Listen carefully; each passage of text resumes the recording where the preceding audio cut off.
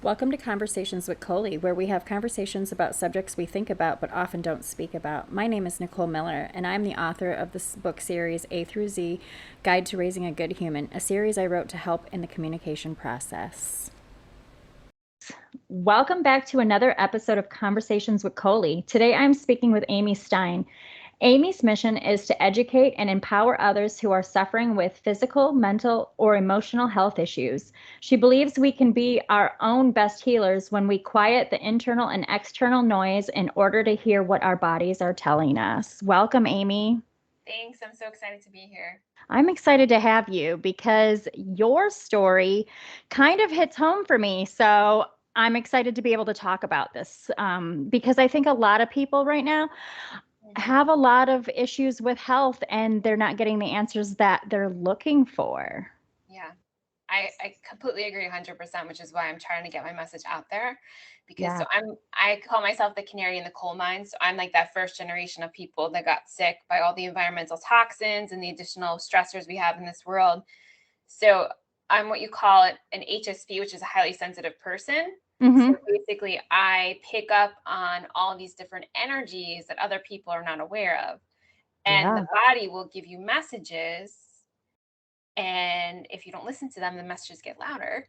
And in my Yeah. case, they got really loud and I still wasn't listening.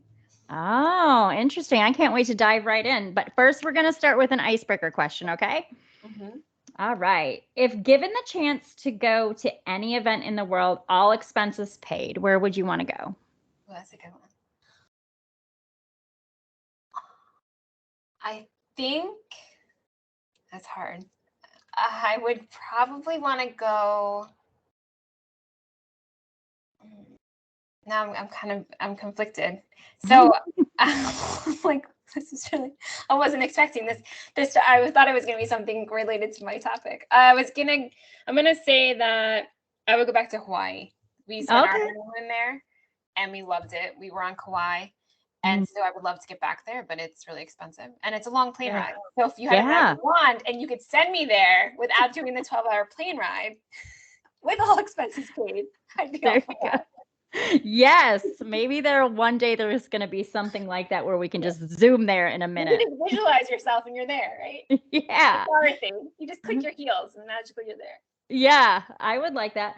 I always wanted to go to Burning Man. I know it's like Oh, really weird, but I think I like that. You know what I mean? There's so many interesting things. So I was like, man, I would love to go there. I don't necessarily have to partake in all the stuff, but I wouldn't mind being in that, that environment and just environment. just watching, right? Being observant. Yeah. Yeah, just watching. Right.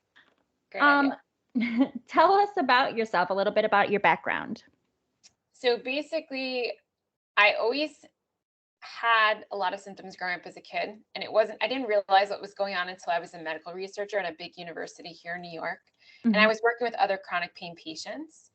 And most of the patients were geriatrics. So it's a hidden population. They're not seen, they're not heard, right? So I was advocating for them because they were really frustrated that the doctors weren't seeing them, they weren't listening to them. And I felt like I could do that, I could be their voice. And the part that was hard to accept is so we were trying to give them additional techniques to use rather than taking a pill. Because a Mm, lot of times with chronic illness, it's just here's a pill to quiet the symptoms. yeah.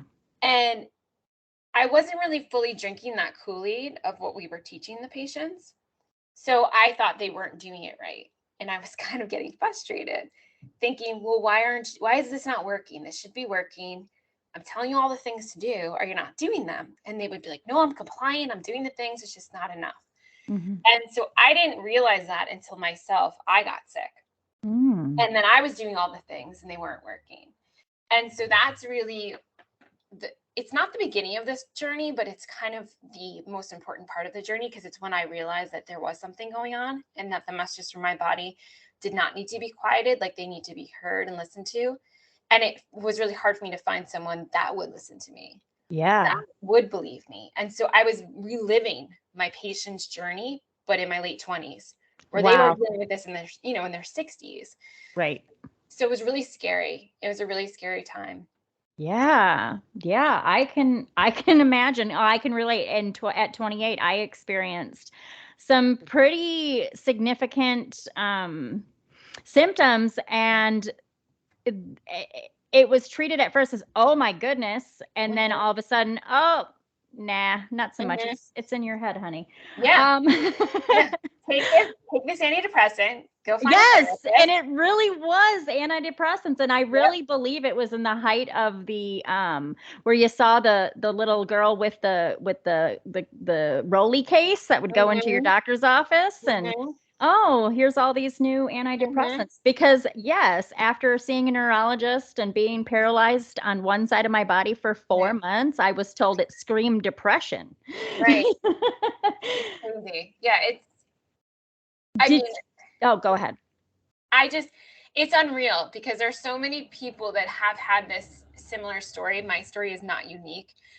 The length of it is maybe unique, the how long it took me to get a diagnosis, but the more that I talk to people in this arena who've had this experience, and it's mostly women Mm-hmm. because we're not believed, we're not heard, we're not seen, right? It's all in our Mm-hmm. head. Mm-hmm. And it's mostly women who suffer from autoimmune and these similar type conditions, and a lot of times you look healthy. Yeah. So they Or say, your labs come back normal. right, because right, exactly. That was the next thing I was going to say, is because labs, one, are based upon sick people, right? They're not based upon healthy people, because when you get lab work done, you're not typically healthy. You're going to figure something out. And also, a lot of times the body, it's incredibly smart. It's going to give you messages that the lab work isn't going to pick up, Mm-hmm. especially if you're going to a doctor who's not running complete labs. Mm-hmm. You're only getting half of the story anyway. So there's so many different variables that people don't realize. You're just and you can't think about it, right? Because you're just stuck. You feel awful. You want to get better. I was taught, and this was what I was taught when I was working, is that the doctor knew best. Mm-hmm. If there was something wrong, you went to the doctor, they fixed you. Mm-hmm. That Yep. did not happen for me. The doctors made me sicker. I got Same. worse, right? Yep. So the medications they prescribed, I had horrible reactions to. It made me have more symptoms. It made the symptoms that I had exasperated. And every time I would tell them that, they would just say, take more medication. Yes, or we'll do some experimentation. I was put on a medication that made me hear voices. Yes, It stopped one of my tremors, one symptom, but right, it made all the other ones worse. I could not drive a car. I right. felt like I was gonna fall on the tile floor and Mhm. possibly crack my head open. Right. Oh yes, Yeah, yeah. mine was similar in that. So one of the medications they gave me that they said I had no choice, I had to take.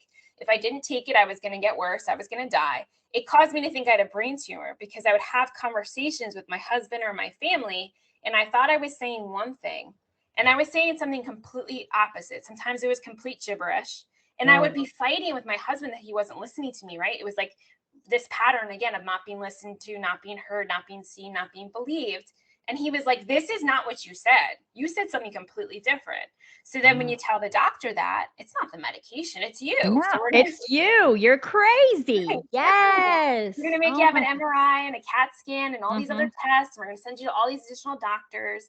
And I live in an area where there are a lot of doctors. I know there are some listeners that may be in areas that they're not well populated. They don't have a lot of doctors. I Mm-hmm. live in a very wealthy area. I live in an area with a lot of very well revered doctors, and they still couldn't figure it out.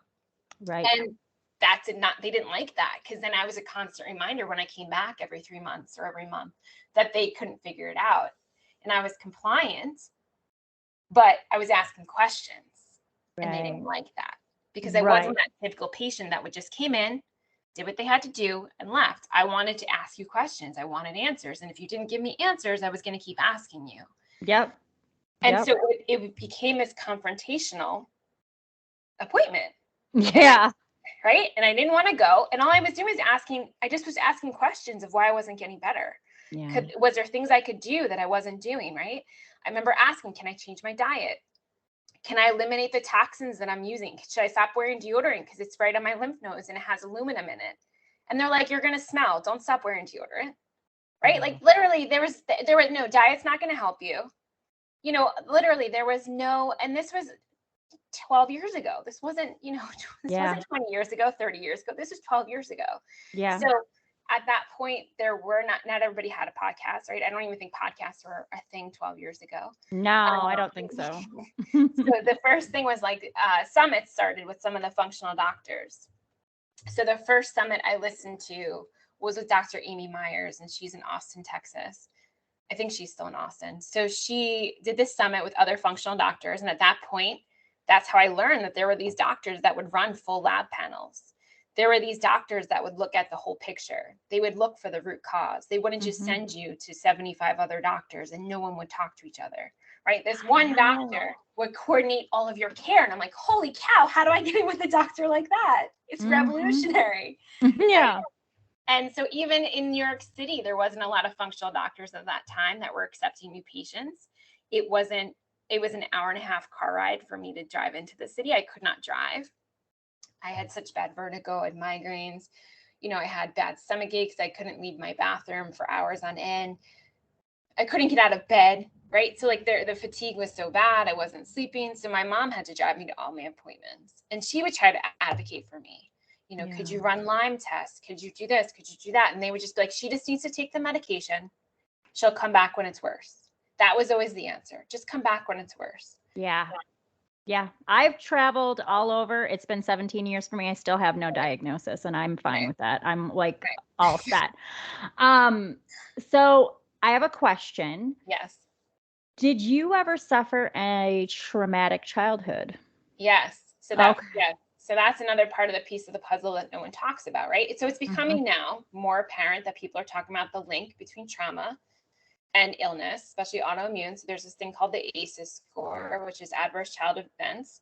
And there's a score you can see if you've had, you know, some of these adverse childhood events occur to you, you add them up.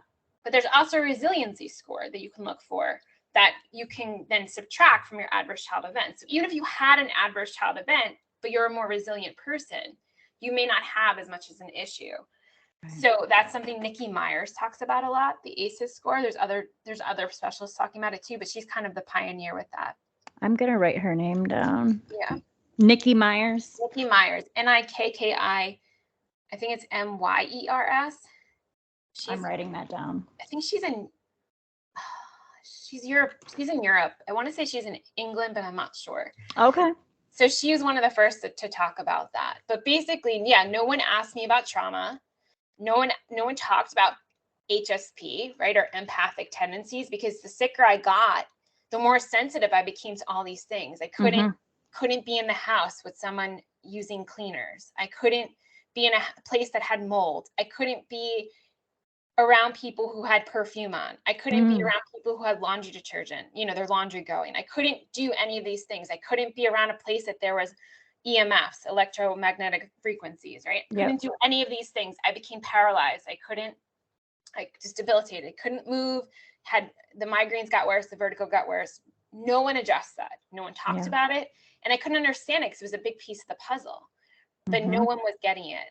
And it was really frustrating. So because I was a researcher, I could do my own research when my brain was functioning, which wasn't a lot of the time. Yeah. So in that regard, I was a rarity because I would then say, hey, I did this research. Could you check this out? Yeah. And they didn't like that. I know. I did the same stuff. I have medical books. I went to nursing school. I did all that stuff because I was on my own health journey. Right. And when you go through traumatic events, what people don't realize, I've done a lot of research about empathic things, is you become hardwired to be an empathic person because your brain is trying to avoid the trauma that you are actually enduring. It's trying to keep you safe. So the brain, the body is really smart. It's not just the brain, it's the body as a whole, right? So any trauma affects all of your systems, not just the nervous system. So that's only, now being talked about, but everyone was like, oh, the nervous system, polyvagal theory, fight or flight, freeze, rest or digest. But it affects every single system. So it doesn't just affect your nervous system. The nervous system coordinates, but it affects every part of your body. So if you're having all these different symptoms that people can't put together and you have childhood trauma, there's a big connection there, but it's not talked about until recently, which I'm happy it's being talked about. Gabby Bernstein's latest book, Happy Days, she talks about this a lot. I'm going to write that down too. Yeah, that'd be a great resource too. I can Yeah. actually send you a resource page that I came up with. Okay. That helps too if you want me to do that. You can pick and choose what you want to use. Yeah. So depending on what we talk about. So yeah, so there is a big component with trauma. So I was not dealing with my trauma. It was not safe for me to be in my body. Right. And a lot of people in our society don't deal with their trauma because it's not talked about. You don't feel your feelings. You push everything Right. down. You're supposed to just move past it, right? Right, right. You just push past it. You push it down. It's going to hold you back. You don't need to feel your feelings. You're too sensitive. I was told that all the time as a child. You're too sensitive. Your feelings are too, get hurt too much. You need to grow a thicker skin. That was the way I was designed, but no one understood that. Right. And so I was affected by things more than most people. So I felt all of the changes that were going on when more toxins were introduced with the EMFs, when, Yeah. chemicals being sprayed on the food. I was sensitive to all of that, and no one understood that. I had belly aches and headaches as a kid, right? But it was just, I wanted to get out of doing things. I didn't want to have to do things. So my parents thought I was making excuses, that I didn't feel good. But my body was giving me signs as a child. So my first traumatic event was at age 5. Mm-hmm. So that I can recall in this life.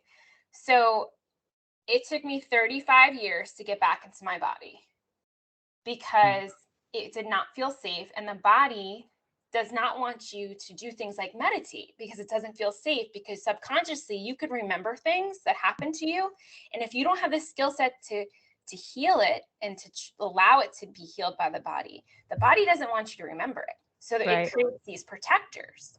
So a lot of people have protectors with addiction. So they will do food addiction, they will do shopping addictions, they will do drug, alcohol, sugar, all of these things, binge watching, social media. It's all a form of addiction. It's a way to escape from your life. Yeah. But it's not healthy. Exactly. And your body knows the difference between, recreational having a glass of wine and having to have 3 glasses of wine every night. There is a big difference with that. The body recognizes that that's a problem. But if you don't have the skill set to deal with it, and you're not in your body because it doesn't feel safe, you're not going to be able to heal it. So for me, I did not turn to drugs or alcohol. I did the regular partying as a college kid, but I was the kid that had to go to bed at 8:30. Even in my 20s, my friends would make fun of me because I'd be like, okay, come pick me up at 10 o'clock. I'm going to go to bed at 8 o'clock. I'll get like an hour and a half nap in, and then we'll be able to go out.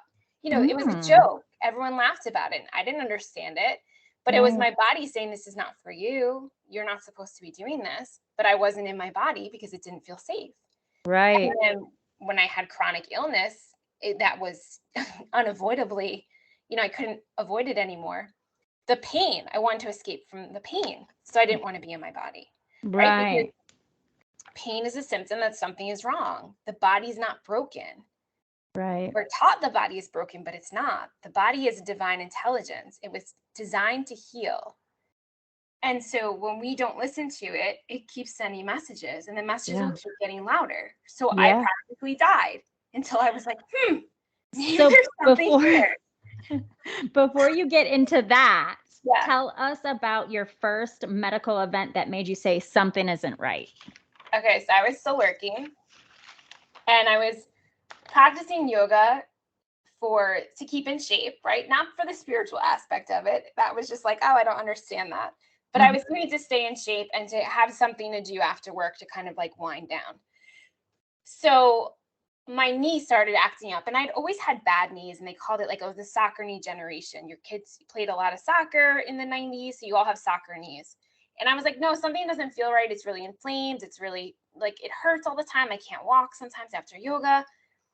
So I kept ignoring it, and then it got to the point I couldn't ignore it. So I picked a conservative orthopedist that I had worked with, and I'd sent other patients to.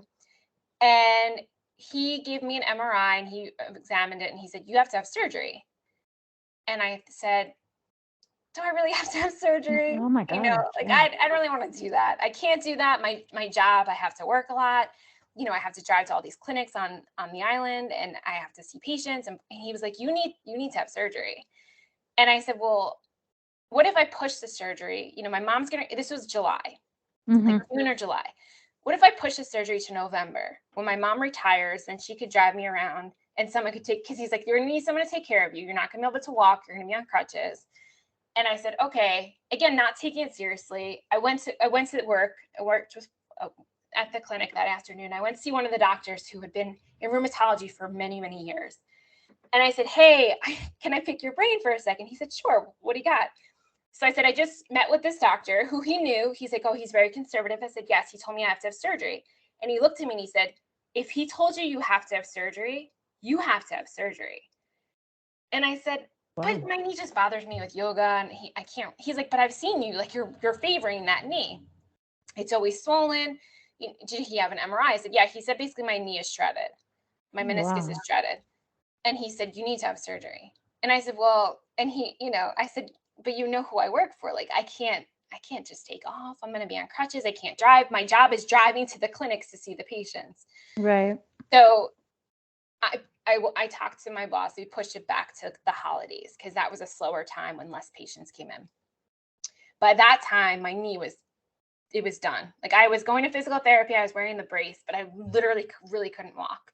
And it was really painful. And I knew there was something going on. Like there's something going on now. And once I had the surgery, I was on crutches for 3 months. I was out of work for 4 months. I should have only been on crutches a few weeks, but I remember him telling me in the recovery room, that was a really serious surgery.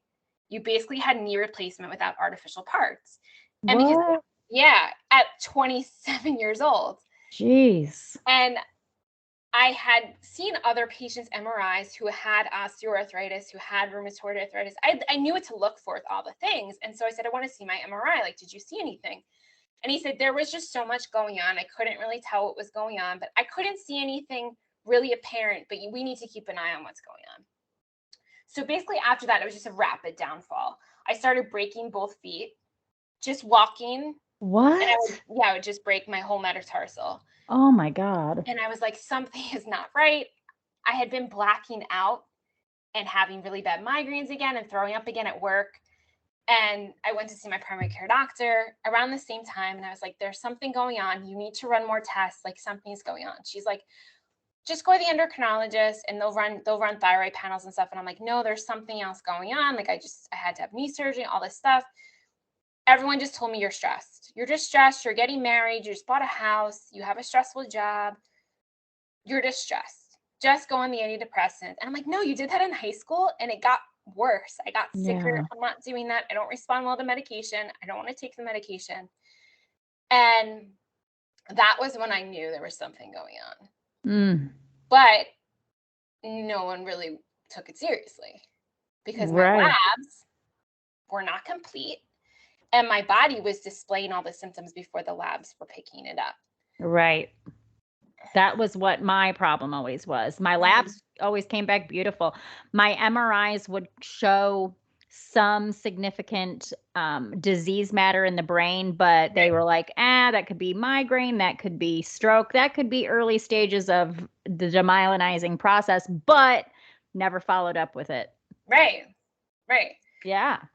It's really frustrating. And it gets to the point where you just are desperate for a diagnosis, right? Like you just want a name. Just give me a name. It took me, so this journey's been 12 years. So it was probably the first 4 years that we went, I think it was like 40 specialists, right? Around New York State to see if we could get a diagnosis that fit, right? Because I would get a diagnosis, I would do the protocol, I would do what they told me to do, and I would get sicker. What was your first diagnosis? I don't even remember. You don't remember? Yeah, I'm like, there's been so many. So at first, they called me undifferentiated connective tissue disease. So it's basically anyone that does not fall into the boxes of lupus, rheumatoid arthritis. They put you in this like general category of, you have connective tissue disease, your body's attacking yourself, but we don't know why. So we're going to just give you the medication, you take it until it gets worse. And then they told me I had ankylosing spondylitis, where my spine is fusing to itself, right? Which is why I had such bad back pain. Your spine is fusing. And then they gave me an injectable for that, which I got really sick from. So at the worst of it, I was 85 pounds. I kept breaking bones. I'd never broken bones in my life. Jeez. I was in double casts. I couldn't get out of bed. I couldn't leave the bathroom. The migraines and the vertigo were so bad. I couldn't even think, right? I couldn't speak. It was awful. And I wasn't able to make sense of it. And that was really scary to me. Cause I'm like, I have all this knowledge. And So sometimes you're like thinking like, I'm dying. yeah, I was at the point where I'm like, if this is what's supposed to happen, that's supposed to happen. It got to the point where we were so desperate. We went to go see a hematologist because they thought I had a rare blood disorder, right? So it was like they would come up with the most archaic, rare genetic diseases because nothing fit. And then the test wouldn't back that up. And they'd be like, well, now what? Right? So I was just a guinea pig. I was on this merry-go-round of being a guinea pig for 4.5 years, 5 years. And it got to the point where I said, I'm not doing this anymore. I'm not going to be a guinea pig. I'm not going to be on this merry-go-round. At that point, I was with an integrative physician, but he was not doing anything any differently. He was still just running the same tests. You know, he told me to do a different diet. It didn't work. I got sicker. And it was combative. It was just, I would say, you need to read this book. This explains all of my issues. Why are you not doing anything about this? Yeah. And it was, again, I went to medical school. You did not. Just because you read the journal, right, doesn't mean you know what better than I do. But the message is so, and I'm sure, again, not everyone may have had the experiences that you and I've had to the degree that we've had them. Right. But the message that I want to tell people is that your body is not broken. And if someone is not listening to you, you are the expert in your own body.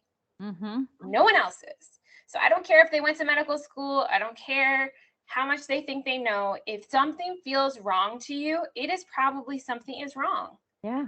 And you need to listen to that gut instinct of, no, something's not right here. And it took me almost 5 years to get to that, where I was like, nope, I'm done with all this. This is not working.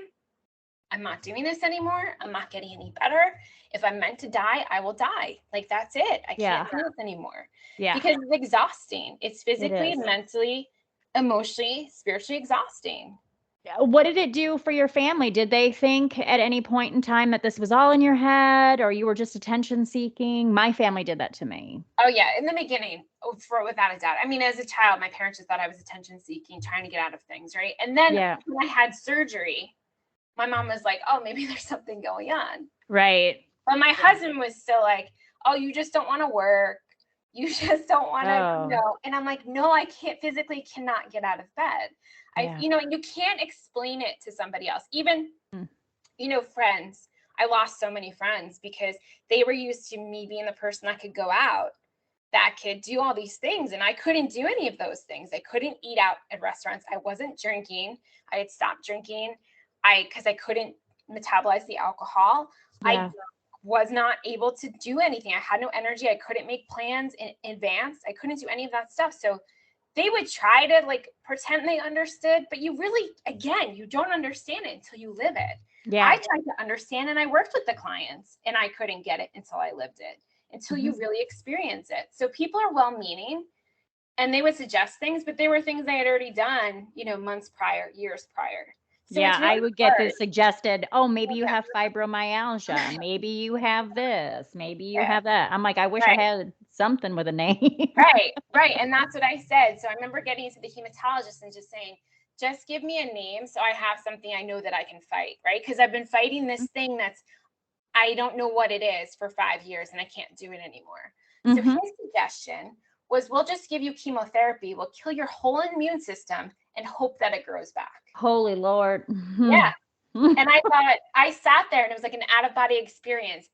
And I was like, this is insane. Like this is insane. And this is a very well-respected hematologist.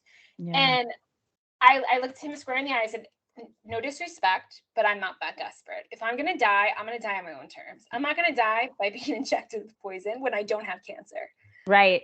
So it got to the point where I said to my family, my husband, I said, I'm not doing this anymore. Like, you guys want me to do it this way? I did it this way for 5 years, almost 5 years. It's not working.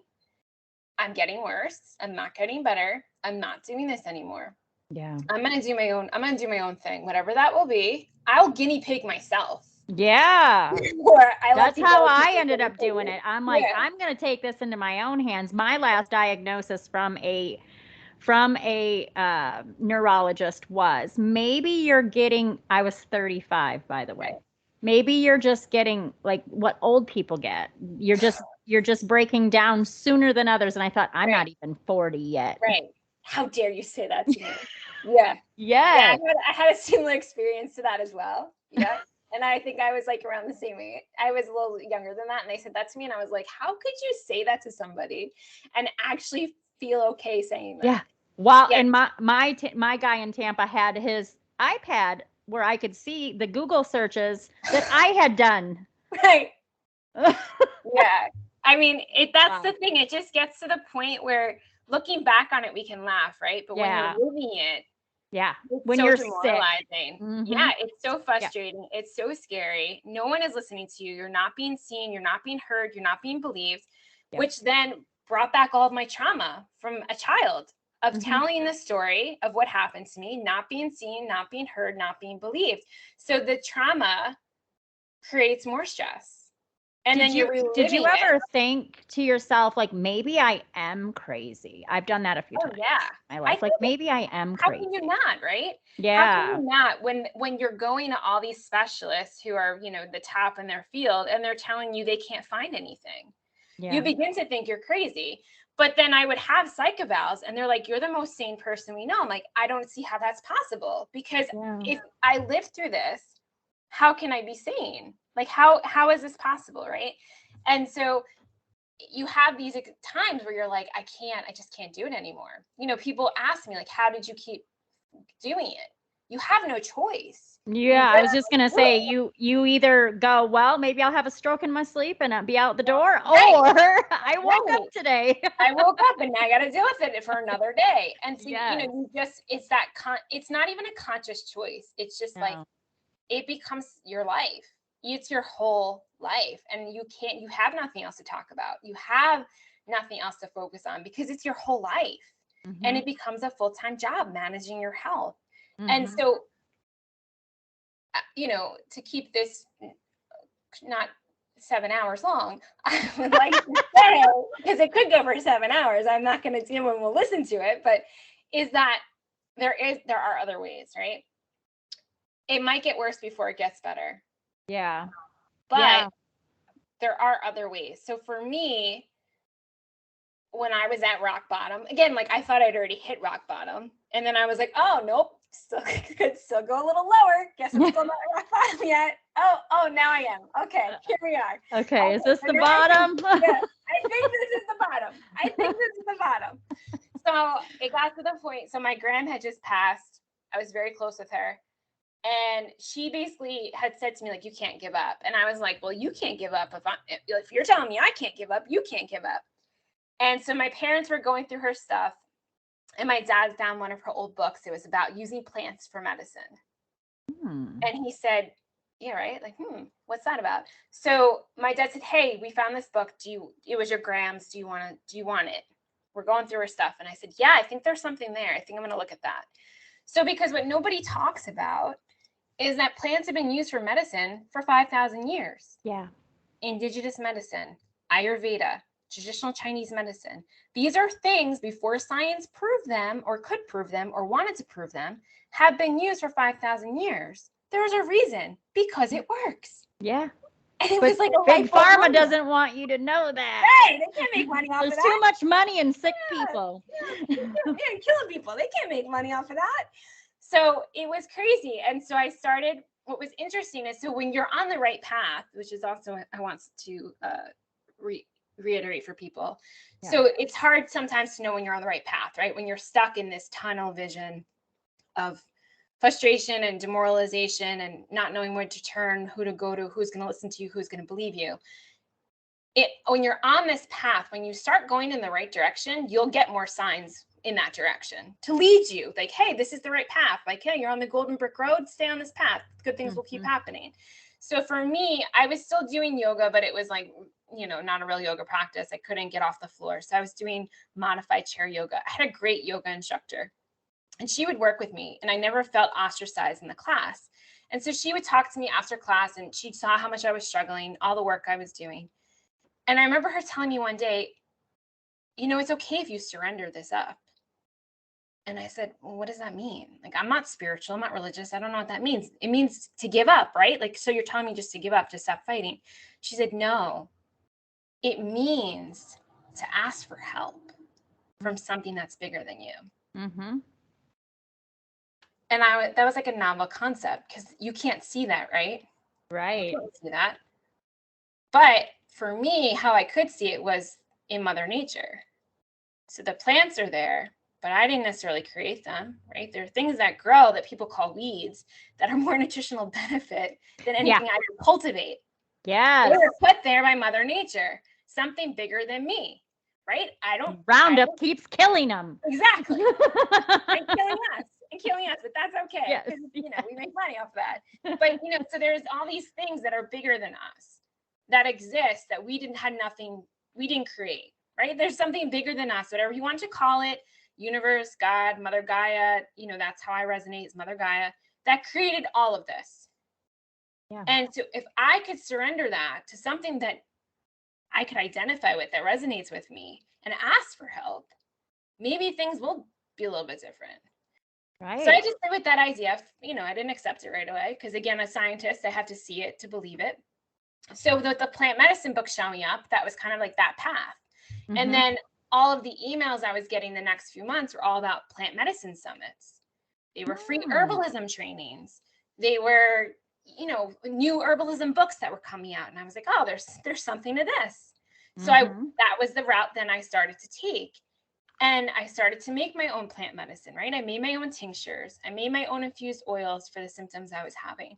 And I was able to treat it all with products that I made. I'm not telling everybody they have to do that, right? You don't have to do that. I did it because it was cheaper, and I could control what was in it because I had so many sensitivities. So I could control exactly what was in it. I could watch it myself. I could make sure there was no mold, all of those things. Yeah. And then that evolved into the energy medicine. So again, because it was like, oh, I can't see this. How do I know it's real? Right. But it's been around, again, for 5,000 years with Ayurveda, traditional Chinese medicine, indigenous medicine. It's all energy work. So when I started shifting my idea of what healing could look like, it doesn't need to be a pill that I go to get from the pharmacy. It doesn't need to be a doctor that makes me do their protocol. Right? Healing can look different to different people. Right. And it can be different for different people. And there's nothing wrong with that, because we're all unique and we all respond differently. So what may responded for me, what worked for me, may not work for you. Right. And that's okay.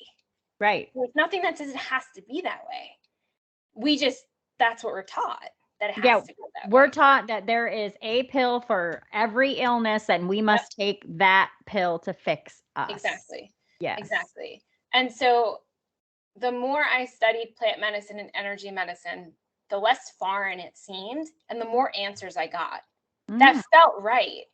And then I was able to swallow that surrender is not a dirty word. I was able to open, right? I was able to be open to like, hey, there's something bigger than me that I can ask for help with. There's something, there's something else out there that I can try that I haven't done yet.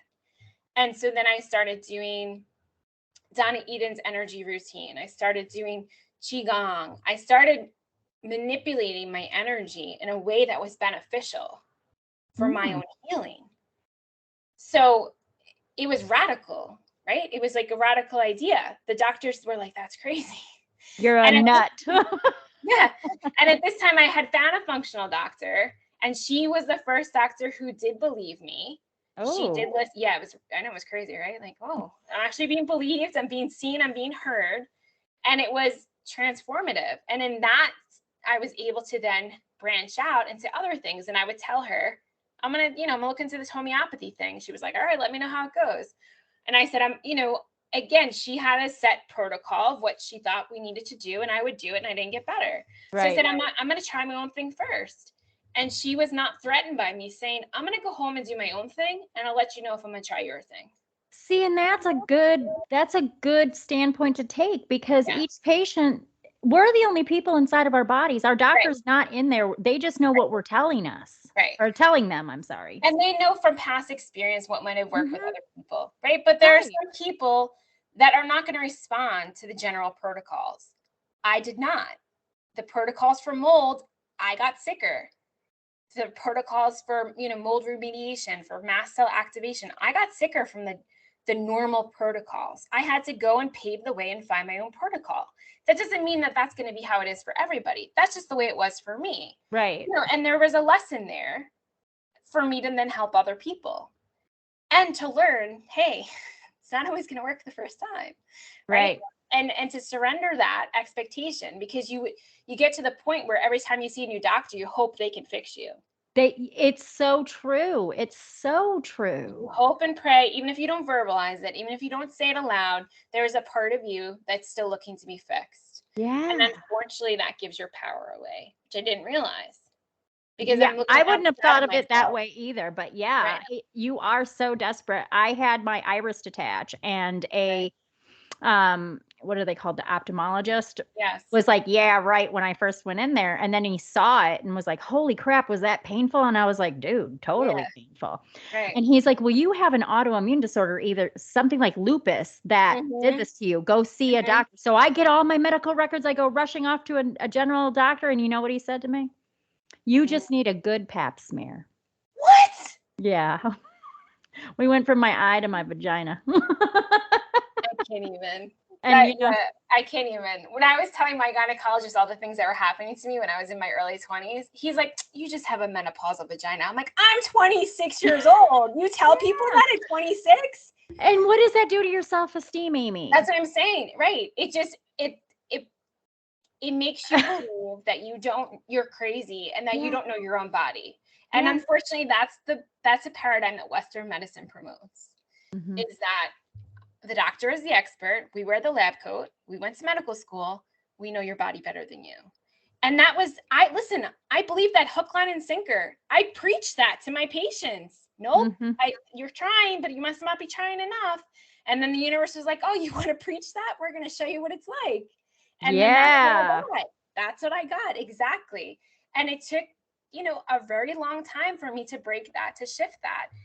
And it's not to say that I don't still contend with things, right? And I don't say I'm 100% healed. I say I reversed a lot of things. I say that I took my power back. I recognize that I get to choose what's best for me. Right. And you get to choose what's best for you. And the other person gets to choose what's best for them as well. I'm not going to ever tell somebody what I think is best for them. Right. Who am I to do that? Right. Who am I to do that? They've been told that their whole journey as it is. I'm not going to reiterate that fact. So what I do for people in the sessions that I do is I affirm that they are seen, they are heard, and they are believed, and that they get to choose what's best for them. Whatever that may be. That means a lot to a sick person. Yeah. I mean, that could be they want to stay with Western medicine. That's their choice. They want to try something else. That's their choice. They don't want to do anything. That's their choice. Yep. So what differences has it made in your life doing plant medicine? It's huge. It's huge. I mean, so when I first started doing plant medicine, I was like, is this really going to work? Like, I have all these things growing in my yard. I've been gardening since I was a little kid with my parents and my grandparents. Is this really going to make a difference? And I was fascinated the more I learned on basically how every single plant, weeds included, and then some, all have medicinal abilities to rebalance the body naturally, without side effects, without additional illness. Not to say that you have to be able to properly identify, right? So I teach people how to forage, but you have to be able to properly identify and know the proper dosage. Yeah. But it's free. Yeah. A lot of it is free, and you can make it yourself, and it will not cause the side effects that, the pharmaceuticals are going to cause. Yeah, you're not going to get your quick fix because there is no magic pill. Right. But energy medicine is magic, because people don't understand. They're like, I don't understand. I didn't see anything happen, but it worked. Yeah, that's energy medicine.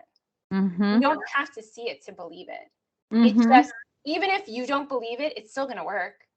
Exactly. So that's why I lead a lot of people the homeopathy route, because there are no side effects if they choose to stay on pharmaceuticals. There are no drug interactions, and it's really gentle. Because some plant medicine, it can be a little can be a little abrasive at times. Yeah. Right? You have to work with someone who really knows what they're doing. It's not, so again, I guinea pig myself. Do I recommend doing that? No, because you have to really understand and know things, right? So I read a lot of books. Use what is available to you. The library is free. So I got a ton of books out from the library. My husband would pick them up on his way home. I would read. I mean, literally, I'm always reading 30 different books. And still to this day, because I do like reading and I like education. And it's a form of empowering yourself. You can read these books. You can understand. There's a lot of functional doctors who write books as well. This is how I found out about new things and new protocols and what worked for other people and what didn't. And so there's a lot of things within your own control that you can do. So when I full-fledged went into plant medicine, right? So I made all of my own tinctures, all my own herbal products, all my own personal care products, all of that.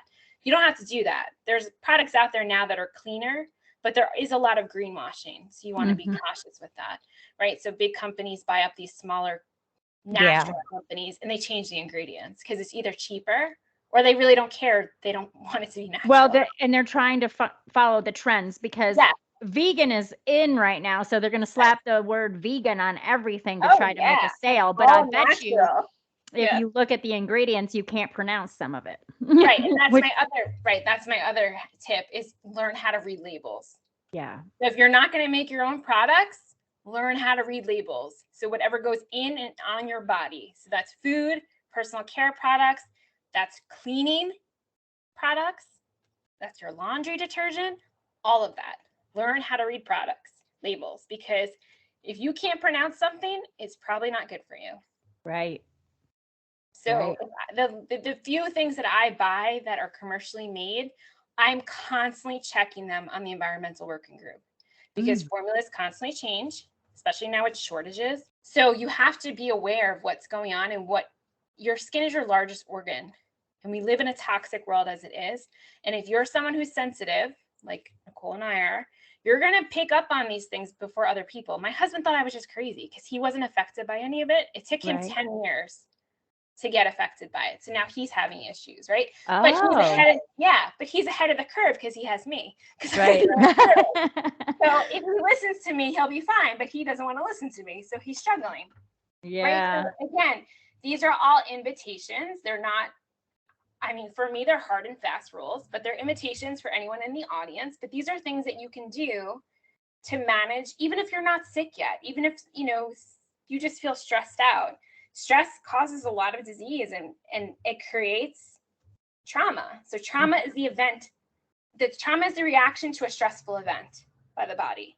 So your body was designed to clear trauma, but if you're not letting it do what it's supposed to do by feeling your feelings and allowing things to move through and process them in the appropriate way, you're going to create trauma in the body.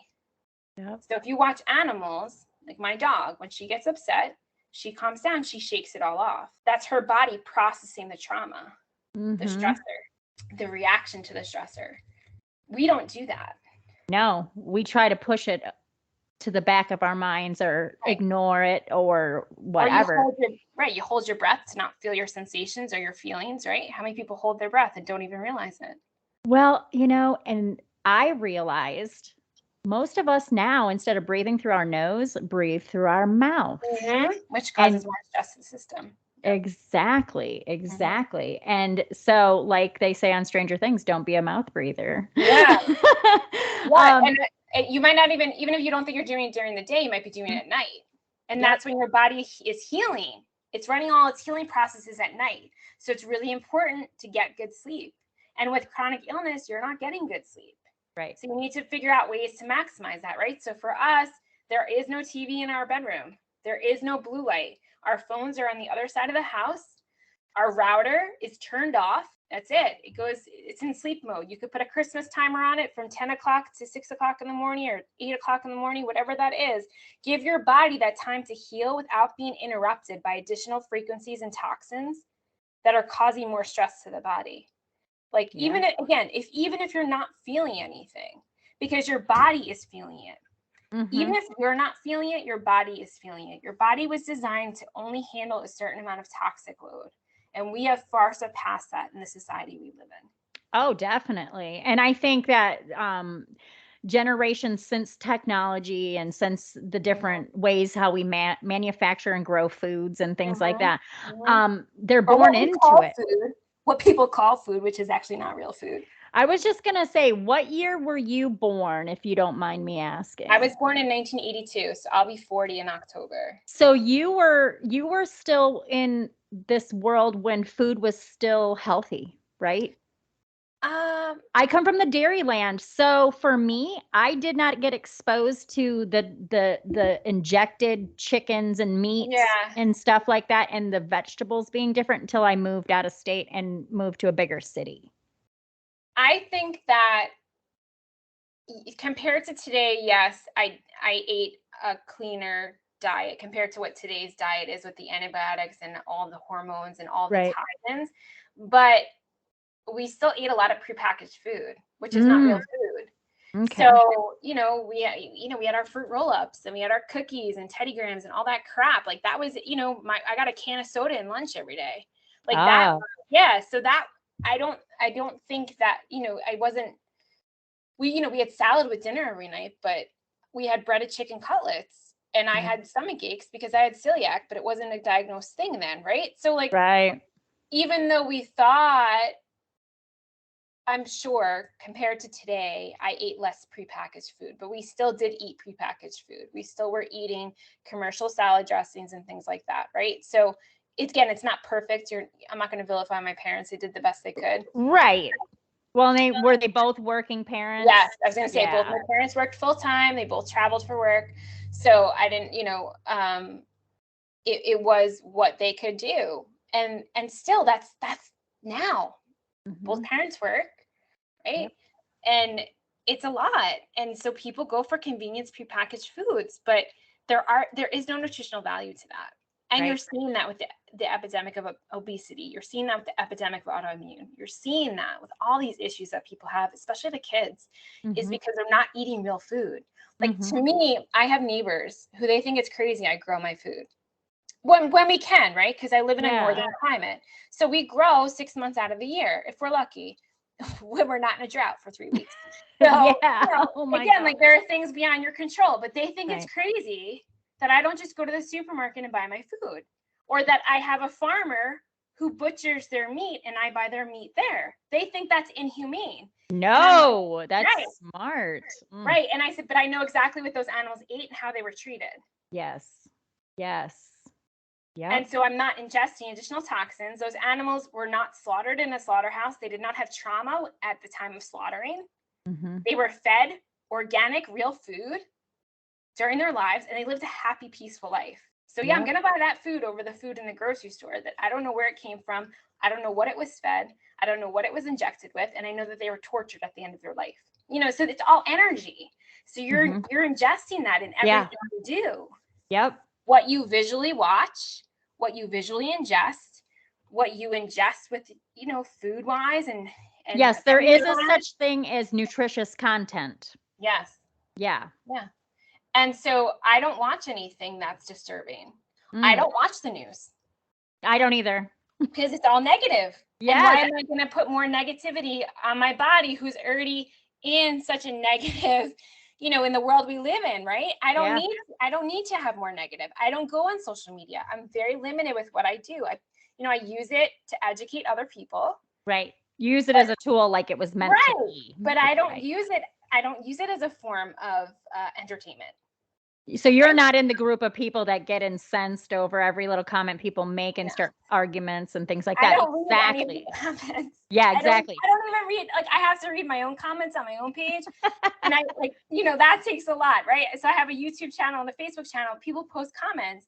And if people make comments that I think are not nice, I just don't respond to them. Good for you. But if somebody's actually asking a genuine question, right? So everyone's entitled to their own opinion, but you don't need to be rude about it.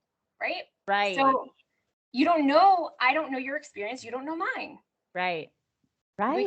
You could still respect each other. And because you and I are unhealthy people, we really pay attention to managing our stress levels because your stress level is going to throw everything off kilter. Exactly. And it's going to contribute to more illness. And so I'm really mindful of who's in my life, who I spend time with, where I go. I'm very, very aware of that because I didn't understand that when as a kid, where I didn't want to be around certain people. I understand that now. And yeah, there are some people I can't avoid that I don't like their energy, right? But I do the best that I can to mitigate those circumstances and not be in those circumstances for a long period of time. So as the journey evolves, you learn. And that's the whole point of being here. We chose to be humans in this time to learn. That's the whole point. And when there's this disconnect in our society that more emphasis is put on the mind and logic and not the body. The mind is just part of the body. It does not know everything. And a lot of times it gets you into trouble. Where the body, if you go by your gut instinct, I guarantee that you're going to get in a lot less trouble. Oh, yes, highly. And women have a deeper intuition in their guts than boys do. And I think that's because we're mothers. Yes, it's the second chakra too. Yeah. So it's just more, and especially empathic people, their second chakra is more evolved too. Yes. So it's just something that you could always constantly be evolving and learning ways to live a healthier, more regulated lifestyle, even in the chaotic world that we live in. Yeah. You don't have to engage in a lot of this stuff. Exactly. You can choose where to put your attention. Exactly. And that's the whole thing. If something upsets you, like during the pandemic, especially when people were just running the news channels and watching the news on the Facebooks and all this, I was literally watching what I thought were sane people at one point pre-pandemic to almost developing like a mental illness over the news and what was being said and fed to their brain. And so I was like, dudes, get off the news. I say this, ignorance is bliss. I don't want to know. I'll find out when the end of the world comes. I'm sure I'll figure it out. Well, you need to know, you'll know, right? Someone will tell you what, that's the same thing. Like, and I don't think it's being ignorance is bliss. I think it's being mindful of what is safe for your nervous system. Yeah. And what you can tolerate, right? It's having healthy boundaries. You have healthy boundaries around that for your own well-being. If more people had healthy boundaries around their own well-being, the world would be a much nicer place. Truly, I think too. Yeah. I don't get sucked into all this stuff, all the noise, like you said. There's outside noise, and then there's the, and we don't pay attention to ourselves. Right. And then people go, well, if you pay attention to yourself, then you're selfish. No. Yeah, self-care is not selfish. Self-care is about making you the healthiest person that you can be so that you can be a productive individual in society who does not hurt other people, who has healthy boundaries, and who helps to share your gifts, right? So we all have gifts to share. Everyone is unique. And the more that you're sucked into this negative feedback loop, the more everyone suffers, because then we all don't get the beauty of your gifts, of what you have to offer, right? So true. I could look at this journey, you could look at your own journey as being this negative, awful, traumatizing event, right? That defined you. Yeah. Or you could do it like we're doing, making lemons out of lemonade and using the journey that we know is just part of the experience that we had that makes us who we are. So now we could share our gifts to help other people. Exactly. Do you offer a program, Amy? And tell us about it. So I do one-on-one and group. It's called Mind, Body, Breath, Spirit Sessions. And what that is there's always a breath component. I'm a trauma-informed breathwork facilitator. And I combine energy medicine and plant medicine and, all the things we've been talking about into these sessions. So there's half-hour individual sessions, half-hour group sessions, hour individual, hour group sessions. The half hours are just strictly breath, right? If you want to do more than just breath, then you would book an hour session. And that involves, we talk about lifestyle changes. We talk about anything that you want to address at that time. And we do it first by getting into the body with a breath practice. It's individualized to each person and their needs, and it's different every time. But we don't go into it with an agenda, because the body knows what's safe to be moved and cleared and knows how to do it as long as we allow it to do it. So we don't go into it saying, I'm going to adjust when I was 5 years old. What happened? The body's like, nope, you're not ready. It's not going to happen. Right. And if you're not in the body's like, you're not ready. It's not going to happen. The body knows when you're online. Oh, now you're ready. Right. Now you're in the body. Now we can do some healing. So that's the way that it works, the one-on-one in the group. They can send me a message to my Facebook group for a free 10-minute discovery call to see if we're a good fit. And that's Amy the Amateur Herbalist. And they can check out the YouTube channel as well with the foraging videos and gardening videos. Nice.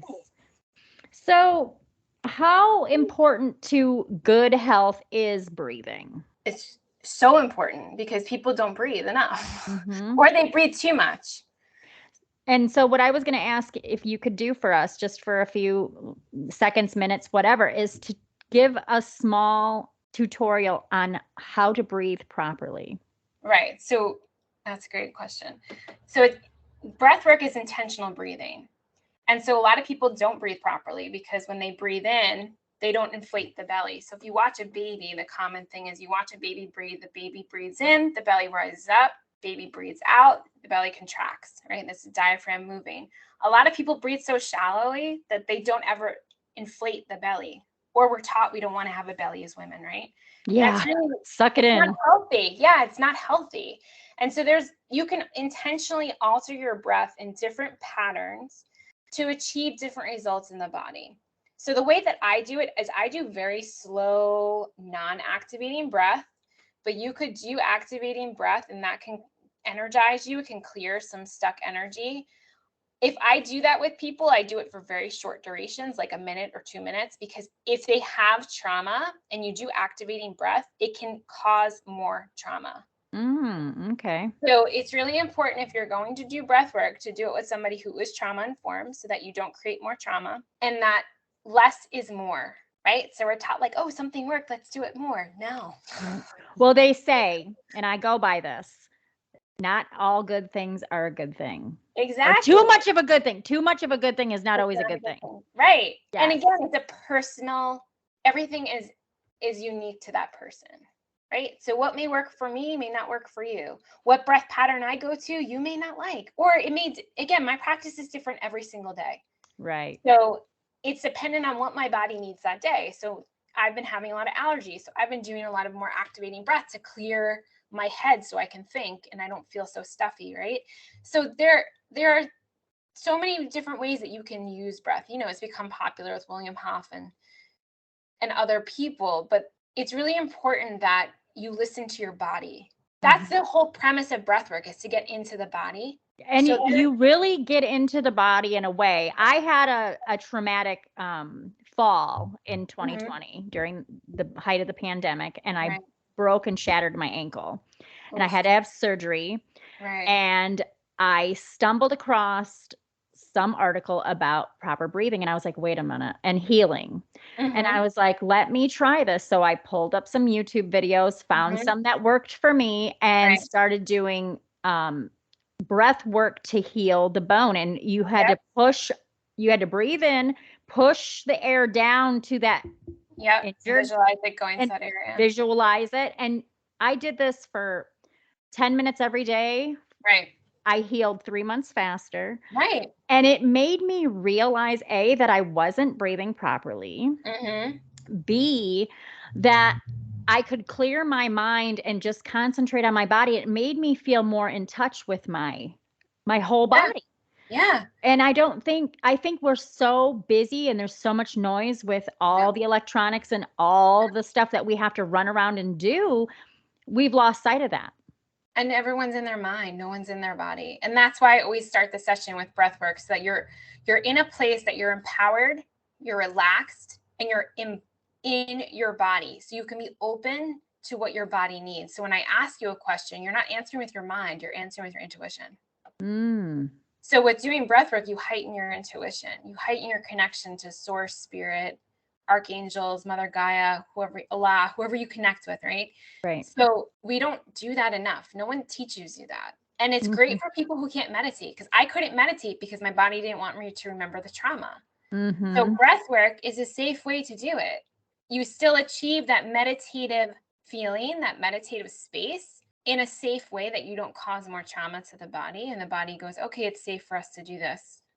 Right. And then when you're in that space and the body knows it's safe, it can start releasing all of the stuck trauma, all of the stuck energy, and you can be less triggered by things that normally piss you off, right? You'll be less triggered by it. You'll be calmer. Yeah. I say I don't want to, I say I still want to kill my husband at times because he's my husband, but I don't want to kill him 24/7 anymore. Right. So, but you can Right. also use breath work to escape out of the body. And I did that too. I was using it to escape out of the pain, and I didn't realize I was doing it until I would land back in my body and it would be worse. And I'm like, what happened? And it wasn't until I did this training where I realized I was doing that. I was using it as an escape. So again, it can still be manipulated and used as spiritual bypassing. Any of these things can, right? They're all intended for beneficial use. But again, you want to work with somebody who's done the work on themselves, who's done the journey, and who has the training to support you and can hold the space for you where it's safe. And it took me 35 years to find someone like that. And that person, I still work with her to this day because she makes me feel safe and I know she's got me. Right. That's really important in healing. You can't do it by yourself. It's not linear. There are lots of ups and downs, and you need to be held so you can concentrate on doing the healing. You can't do it all yourself. Believe me, I tried. I got the t-shirt and I tried and it didn't work. Yeah, exactly. So tell us what it's like for you now, health-wise. I mean, mentally, physically, where are you at as compared to 12 years ago? It's like night and day. It literally is night and day. So I no longer look outside of myself for the answers. It's not to say that I don't bypass some of my body's messages. I still do. I'm human, right? Like that's never going to change. I'm not that evolved. I'm still human. So, but now I know that the messages my body is sending me is for a reason. It's not because I'm broken. Right. It's because it's trying to get my attention. It's trying to let me know there's something that needs to be addressed before it gets worse.